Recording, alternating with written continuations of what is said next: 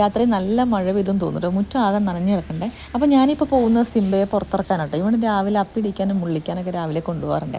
അവൻ എന്നെ കാത്ത് നിൽക്കുന്ന പോലുണ്ടല്ലേ. ശരിയാണ്. അങ്ങനെ ഞങ്ങൾ നേരെ തൊടിയിൽ പോയിട്ടോ. അപ്പോൾ അവൻ്റെ കാര്യം സാധിക്കുമ്പോൾ ഞാൻ കുറച്ച് പ്രകൃതിക്ക് ആസ്വദിച്ച് നിന്നിട്ടോ. ആളൊരു പാവമാണ്, പക്ഷെ അറിയാത്തവരെ കണ്ട് നല്ലോണം സൈസാക്കി കളയും കേട്ടോ. അങ്ങനെ അവനെ കൂട്ടിലാക്കിയിട്ട് ഞാൻ നേരെ അടുക്കളയിലേക്ക് പോയിട്ടോ. അപ്പോൾ ആദ്യം തന്നെ ഒരു ഗ്ലാസ് വെള്ളം എടുത്ത് കുടിച്ചിട്ടുണ്ടായിരുന്നു. അത് പതിവാണ്.